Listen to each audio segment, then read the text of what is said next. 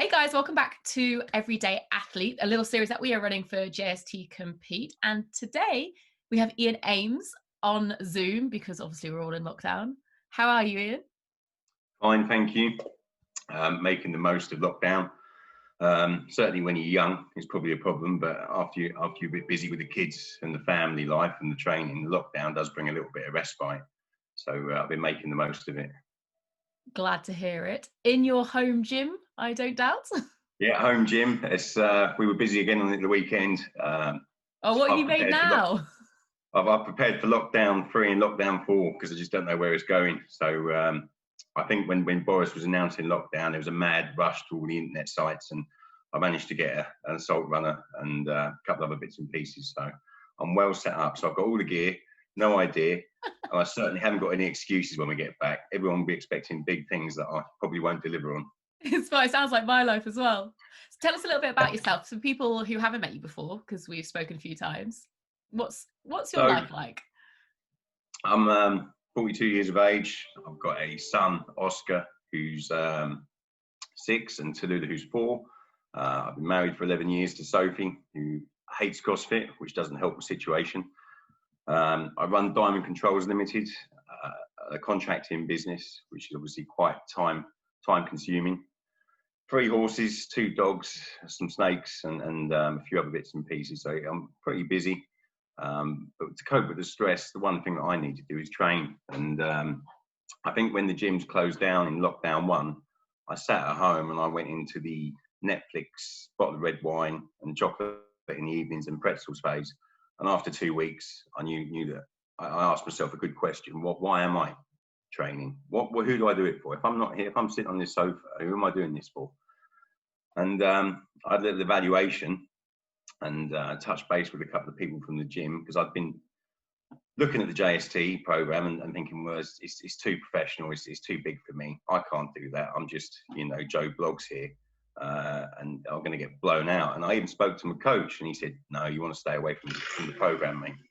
But 2 of my friends really got behind me and said, come on, Amesy, get involved. So I contacted Jack, put my concerns and fears to him, and did he ease them?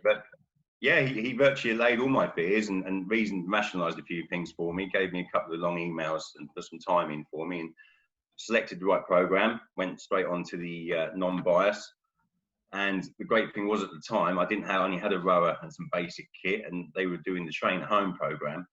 So I was able to work out what I had got and adapt it with the Train at Home program. And in May, that was me. I was on the JST program, and because it was lockdown 1, I had the time, and I really stuck to it. And it was honestly the best thing I've ever done in training wise. So I have seen a picture of your gym, and you now have lots of kettlebells. You've got your assault runner. So basically, your wife can blame JST Compete for all the extra money you're spending.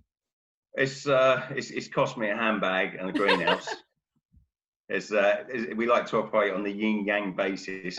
So everything that I purchase gets logged, and we have to go both ways. But listen, happy wife, happy life, And So I'm told. Although she's not keen on the CrossFit, now that I'm training at home and I'm not going off to the gym and disappearing, she's much more on board, because I'm there with the kids. The kids come in the garage and train with me when they need to, or just generally jump on everything.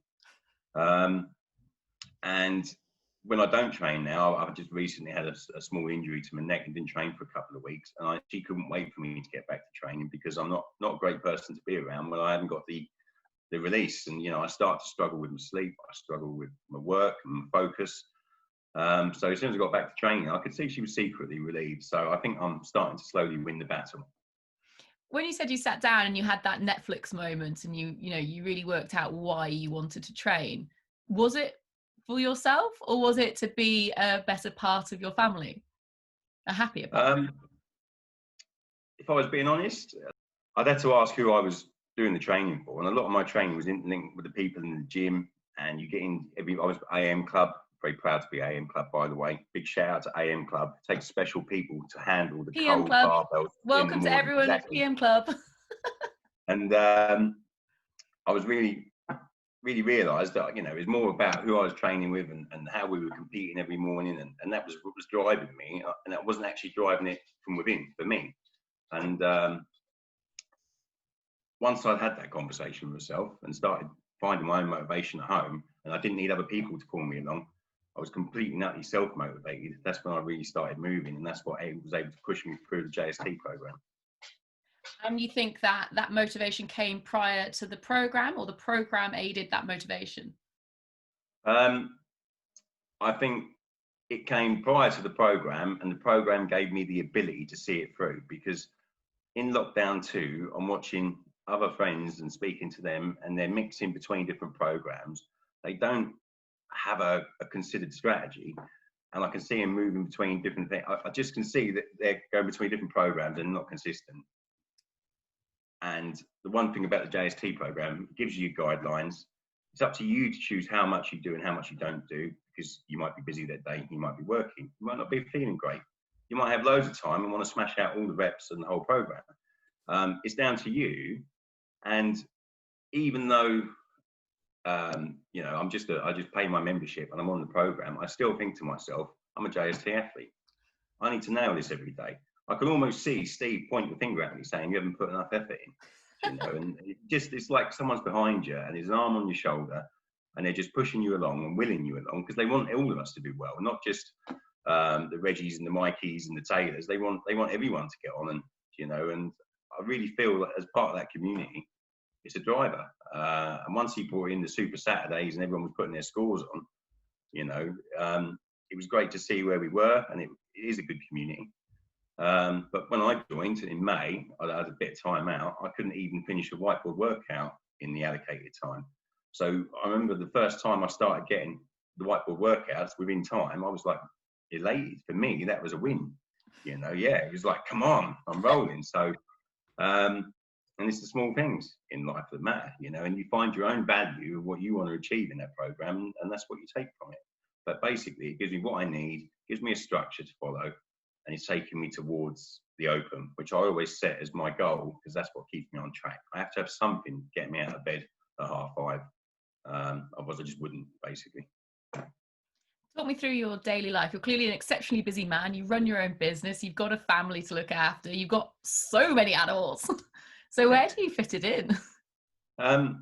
It's some mornings I have struggled. So basically, I get up at 5:30. I'll have a banana and my food and any supplements I'm going to have, out into the garage for 6. That normally lets me get done for around 7:30. In to sort the kids out with the wife. They have breakfast. Most days she takes them to school, but occasionally it'll be a daddy day. I'll take them to school. Get into work for 8:30, and then about 12:30, when we're not in lockdown, I can often nip across the gym just to do the final workout of the day with the coaches who are on the same program. If I can't, it means they're going to have to do it when I get home at 5:30. That's a risk, because if I leave it to 5:30, it's likely not to get done, you know. So I try and get everything done in the morning if I can, and not leave it to chance that I won't do it. We normally get in around 6, having tea with the kids, bath time at 6:30, kids to bed at 7:30. Come out about 8:00, and that gives me a bit of me time.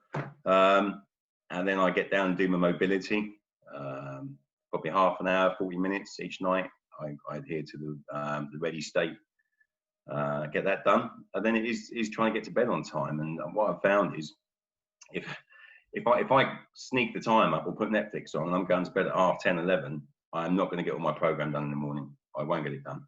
If I get in bed at 9, 9:30, and I force that through, I can get most things done, and it's really hit home. And that's transpired over not only from my CrossFit work, but to my business work as well. It's been enlightening, because as I've tried to improve myself as an amateur athlete, it's all transferred to my business and my work and my family life.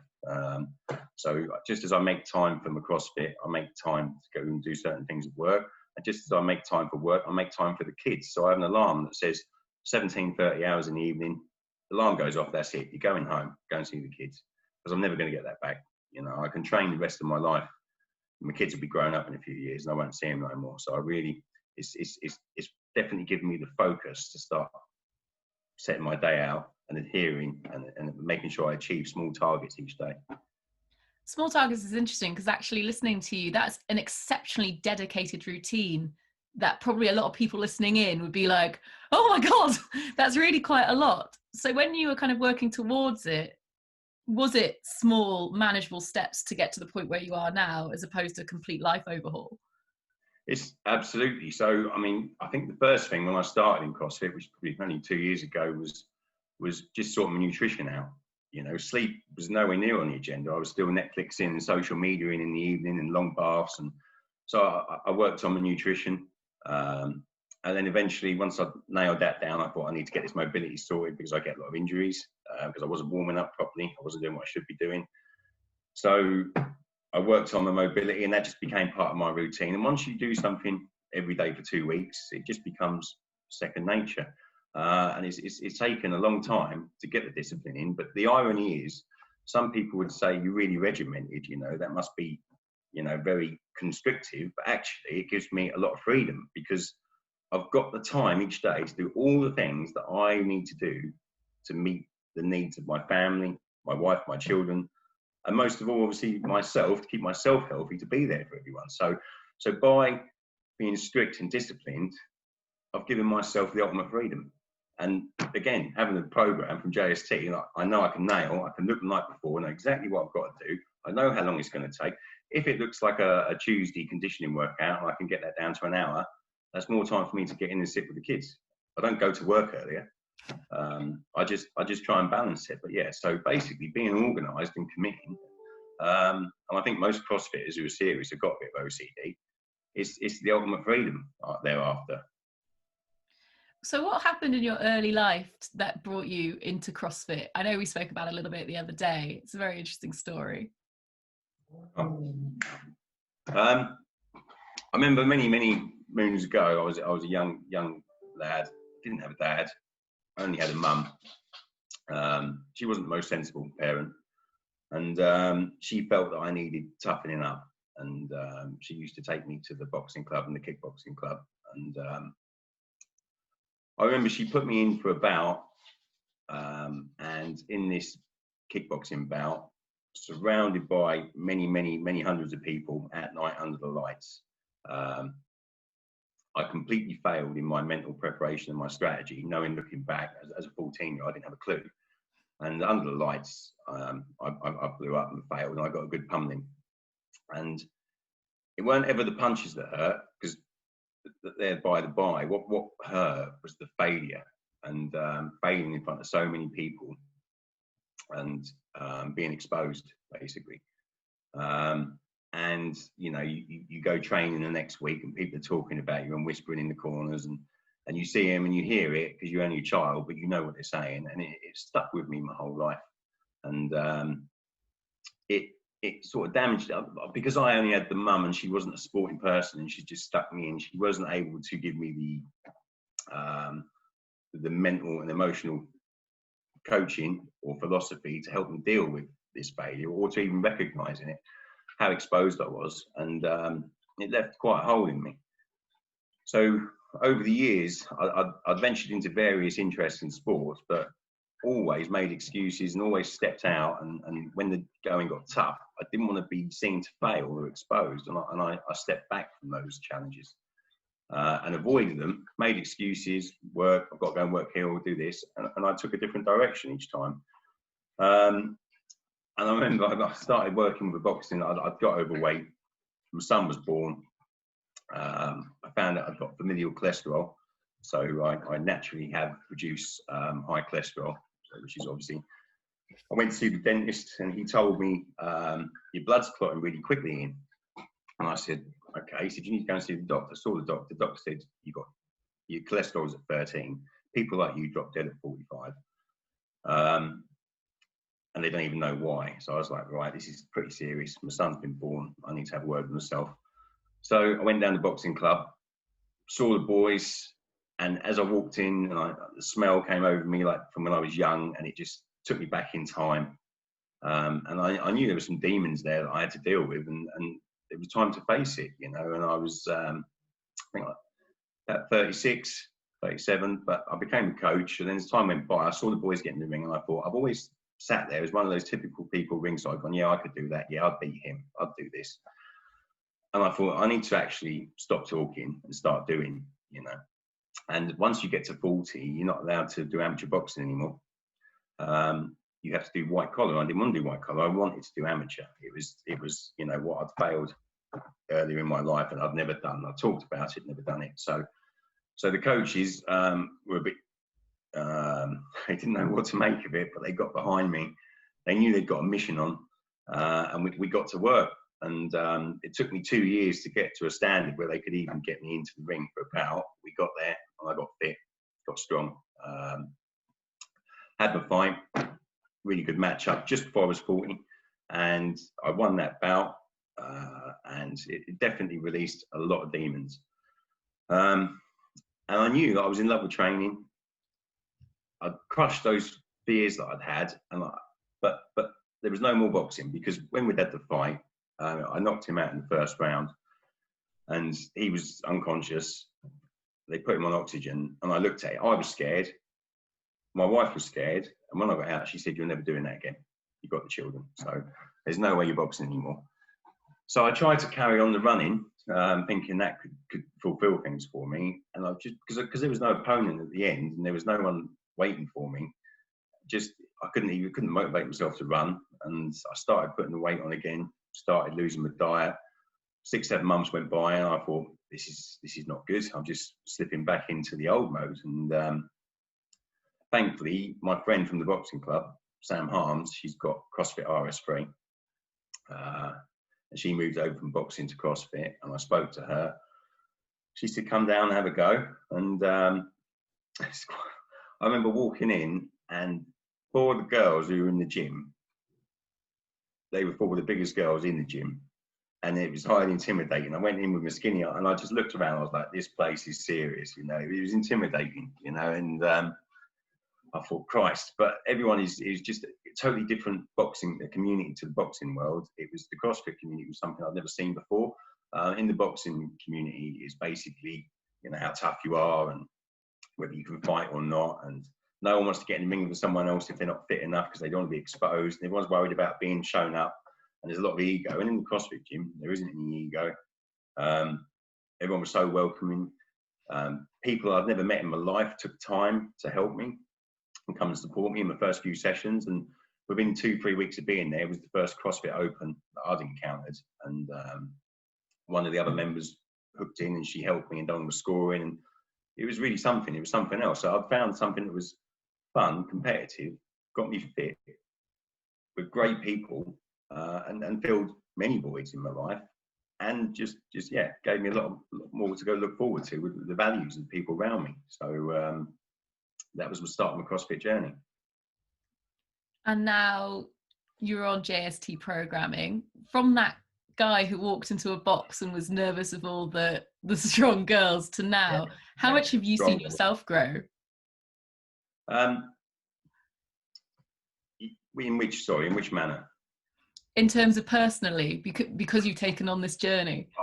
It's the great thing about the box is, like in the boxing ring, you wouldn't, if your shoulder was hurting or something weren't quite right, or if you didn't feel, you wouldn't put yourself in the ring. You wouldn't want to get exposed. You wouldn't want to get punched in the face. And in the box, it doesn't matter if you're unfit, they'll get behind you. As we always laugh at, they're cheering the person who comes last. They're willing him up, you know. I don't care, and none of us care about how much weight you can lift. We don't care whether it's 40 kilos on the bar or 140 kilos on the bar. We care about you putting the effort in, and how much effort you put in to lift that bar, and how much work you put in to get to that point. And we recognise it. And that's what I love. And in the box, it is a box. And the thing of an empty box is there's nowhere to hide. You're either putting in or you don't. So the great thing about the box is that it's a natural filter, and people who aren't real and don't tell the truth, they soon filter away because they get exposed so quickly.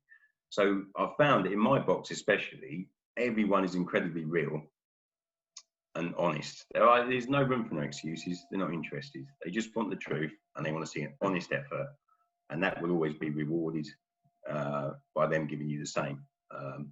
So as a person, I've been able to let my guard down more, be more myself, and find people who are naturally like me, and then grow. You know, it's when you get to 40, it's not like a lot of your friends from school or from your early years of work, you don't really, as you're a family man, you don't get new friends. You don't. But as soon as I walk in the box now, I've got genuine new friends who I've met, and that have changed my life and my psychology and the way I approach my work and the way I look at my family life. I've got some real role models in my life as I look around that box, and they all give me something different, and you know, it's wonderful. So, what are your goals for the future now, from a CrossFit perspective? From a CrossFit perspective, it is to stay injury free, so I can be more consistent. Because sometimes I have to pull the throttle back a little bit. I spend as much time warming up now as I ever do working out. I've found the value in that from trial and error and listening to the program. I've been following the pain-free performance warm up now. That's been excellent for me. It really helped me. So my goal is to stay injury-free, consistent, improve myself so that I can carry out every movement in the open to a respectable standard. Stay fit, keep the weight off, keep my mental health good, and maintain the great friends that I've got. And if I can get to a few competitions when all the lockdowns end, that would be wonderful, because that really motivates me and drives me. Lovely stuff. If you could give any advice to someone of a similar age, similar scenario, trying to work, trying to be a good dad or mum, but thinking about taking on something like JST Compete programming or JST Train, what advice would you give? I would say, if you're going to go on the JST Compete program, it can't be taken lightly, number one. So you need a real conversation with yourself. Who are you? What do you want? And why do you want to do it? And if you can answer those questions to yourself honestly, that's when you can take the next step. Because you know as well as I do, because you're on the same, it's a heavy workload. And some of those mornings when I'm trying to get everything done in one shift, it is hard. But I am driven. I want to push on. I can get through that. Sometimes I've faltered, and sometimes I've faltered. And I thought, should I just go on the JST Train program, which is an hour a day, fixed, you know? And I've had to have a word with myself. And basically, I've gone to bed an hour earlier at night, and I've managed to stay on the Compete program. So it's all within me, really. So my advice is, don't take it lightly. Have an honest and real conversation with yourself about what you want to achieve and why. Very important to look at the sacrifices you'll be making, because there is a sacrifice to be made, because you're passing a large amount of time each day. So are you going to sacrifice time with your children or your partner or in your business? I'm very fortunate. My work is 5 minutes from my house. I don't have to commute for an hour or an hour and a half like some people, so I can fit it in. So there is sacrifice to come. So be honest with yourself. Look at the sacrifices. Is the sacrifice worth the gain for where you are and what you want?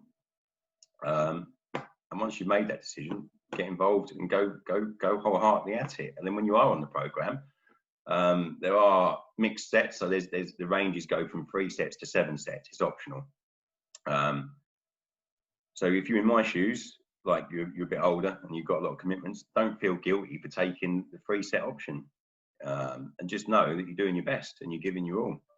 If there's a day that presents itself and you can do the 5 set or the 7 set option, great. But if you can't, it doesn't matter. The program is giving you the structure and taking you through the range of movements. And even if you do the minimum sets every day, what I can say from my experience is that program is far superior to any class that you'll take in the gym. You'll get more variance, more range of lifts, more warm-up routine. It's everything is more.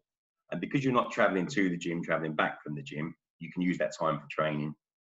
And that helps you get a lot more into your day. So I would say dive in, get involved, commit to it. If you start to fail, be honest with yourself why you're failing. Is it the program or is it you? I think there's one thing that a lot of people see in you, and potentially in themselves, is that you are a business owner and you're balancing these 2 things that both like take up huge parts of your life. Has CrossFit helped you in that regard? So CrossFit it's given me, there's a lot of things that are out there, and they are cliches almost in the CrossFit world. But the great thing about life is it's all about the simple things. And the cliches are always the simple things. So before CrossFit, I worked till late at night on the laptop. I'd work on the laptop late at night, and then I wouldn't sleep properly. And then I'd get up late in the morning, and I'd be later into the office, and the cycle would continue, and I'd be unproductive, and I'd be staring at a screen just dealing with emails. And I didn't understand that I was being unproductive, because the common philosophy is you work late, you work harder, you work harder, you work late. That's right. But actually, are you productive when you get there? You know. So from CrossFit, to be able to compete, or to be able to work even on the JST Compete program, you need to sleep, and you need to go to bed on time. And if you don't, you won't get the work done, or certainly not from where I am. So as soon as I applied the get to bed and get up in the morning, no matter what, not only did my training get better, but my work got better. I got in, I'm in the morning before everyone else, I'm getting what I need to get done. And when the alarm goes at 5:30, says children, I can literally dive out, I've done what I need to do, and I can be with my children in complete peace, because there's nothing sitting over the top of me, because I got up in the morning. And if it weren't for the CrossFit and being on the program, it wouldn't have forced me down that alley. The next big thing, because it's quite stressful where we are in our contracting world, and the great thing about competition in CrossFit, control what you can control, release what you can't. We all know it, it's the cliche. We think it's just something we say, but when you actually really apply it, it makes such a difference. And I try and pass this off to my team as I lead from the front and say to them, can you control it? No, right, let's go around it. Be like water, my friend, as Bruce Lee said, you know. And it's certainly helping the ethos in the business. We really do now. I can't control lockdown and coronavirus at all, but there are things that I can do. I can put more money into my social media, my website. I can do more marketing. I can improve the business economies. I can look at new suppliers. So everything I can do, I will do. The next thing about work and CrossFit is, in the box, there are no excuses. If you haven't done the work, you will be exposed. And in your workplace, you can make a lot of excuses to yourself as to why you haven't got something done. But actually, CrossFit showed me there was no place for excuses. If something's not happened or not right, you haven't done what you needed to do, and you haven't put the effort in beforehand, and you haven't put the repetition in to get to where you need to get. So CrossFit took away my work excuses for why stuff weren't getting done. The next thing I did was, and my coach put me onto this. It's so simple. I couldn't believe it was how simple it was. I said, I'm really struggling some days to get done. He said, I AMRAP stuff. I'd never heard of AMRAP till I started CrossFit. And now I go in, and rather than having the emails and the phone coming in and the staff coming in, I block it all out, and I'll have a half hour, an hour AMRAP, and I will sit there and I will do as many reps as possible and close out what I'm doing, and then done, back to normality. So it was a great philosophy to really knuckle down. Again, that came from working out in the gym. And then finally, Stevie always says inches. JST Compete, always about inches. Ben Bergeron is about moving the needle. And I go on the 1%, which is the same thing. In CrossFit, there's a big thing made. If you can do something to make 1% gain every day, it's something like a 36% gain over the year. But you're moving the needle, you're pushing on. You don't need big pushes. And I was far too guilty of trying to push the business in big jumps because I want to get on. And it doesn't happen. It has to be natural, and you have to give it time to grow. Like you can't stick 20 grand, 20 kilos on your snatch. You can't stick 200K on your turnover just because you want to improve your sales. So I've said to all the team, listen, just do one thing every day that improves what you do by 1% and improves the business and what we deliver by 1%. It's all we've got to do. And in 5 years' time, we'll be fine. And it takes a lot of pressure off you, and it lets you be more conservative in what you're doing and more effective. And again, that goes directly from the gym into the workplace. And those 5 things have all really helped me move the needle in the business over the last 12 months, 18 months. And a new job in motivational speaking based around this subject. Yeah, for sure. You know, It's very good. I love that.